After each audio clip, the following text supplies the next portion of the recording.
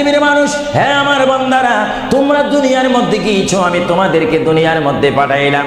পাঠাইবার পরে আমি জানি তোমরা অনেক অন্যায় পথে যাবে, অনেক কাজ করবে, যে কাজগুলোর মধ্যে তোমাদের গুনাহ হয়ে যাবে।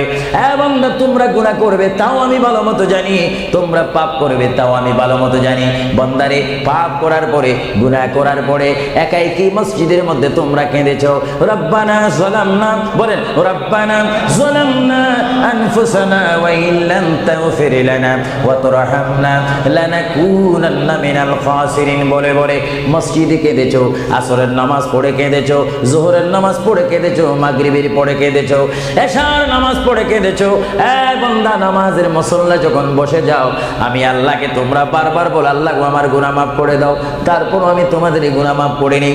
তারপরও তোমরা নিশি রাত্রে, মানুষ যখন ঘুমে যায়, তোমার বিবি যখন ঘুম যায়, তোমার ছেলে যখন ঘুম যায়, তুমি নিশি রাত্রে ঠান্ডা পানি দিয়ে ওযু বানিয়ে নামাজের মুসল্লায় বসে তুমি আবার যখন ডাক দাও, রব্বুল আলামিন, পৃথিবীর কোনো মানুষ আমার গুনাহ সম্পর্কে জানে না, তুমি আমার গুনাহ সম্পর্কে জানো।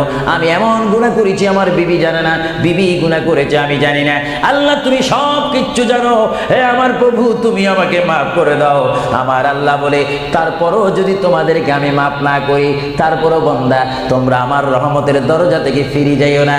আমি তোমাদেরকে হুকুম দিচ্ছি, ওয়ালাউ আন্নাহুম ইয যালামু আনফুসাহুম জাউকা, বান্দারে, যদি গুনাহ করে ফেলো, আমার রহমত থেকে মুখ ফিরে তুমি চলে যাইও না। বান্দা, আকাশ পরিমাণ যদি গুনাহ করো, পাতাল পরিমাণ যদি গুনাহ করো, সাগরের পানি পরিমাণ যদি গুনাহ করো, পাহাড় তুলনায় যদি তুমি গুনাহ করো, আমার দরবার থেকে তুমি নিরাশ হইও না। বান্দা, আমি তোমাকে একটি রাস্তা পাঠাই দিচ্ছি, একটি পথ তোমাকে আমি দেখাই দিচ্ছি। সেই পথটি কোন পথ তোমরা জানো? ওয়ালাউ আন্নাহুম ইয যালামু আনফুসাহুম জাউকা, বান্দারে, যখন তোমরা বরবাদ হয়ে যাবে, তখন তোমাদেরকে একটা পথ আমি তোমাদেরকে দেখাই দিলাম। সেই পথটির নাম হচ্ছে আমার রাসূলের মদিনা। জোরে বলেন সুবহানাল্লাহ। বান্দা, আমার নবীর দরবার গিয়ে কেঁদে কেঁদে তোমরা বলো, ইয়া রাসূলুল্লাহ, ইয়া হাবিবাল্লাহ, আয়াকা ইয়া রাসূলুল্লাহ। আল্লাহ কোরআনে বলেছে, ওয়ালাউ আন্নাহুম ইয যালামু আনফুসাহুম জাউকা ফাস্তাগফিরুল্লাহ ওয়াস্তাগফার লাহুমুর রাসূল। আল্লাহ বলেছে, হে বান্দা, তোমরা ডানে না গিয়ে, বামে না গিয়ে, পিছে না গিয়ে, তোমরা সরাসরি আমার নবীর কদমে চলে যাও। আমার নবীর কদমে গিয়ে আমি আল্লাহর দরবারে তোমরা তওবা করো।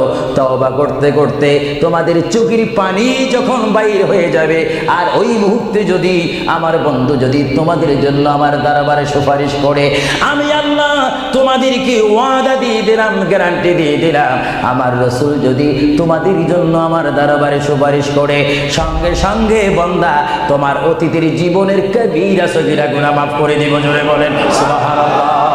আরো জোরে বলেন। আমার আপনার গুনাহ মাফ করার জন্য রাসূলুল্লাহর দরবারে যাওয়ার দরকার আছে কিনা? চিৎকার জীবন আছে কিনা? এটা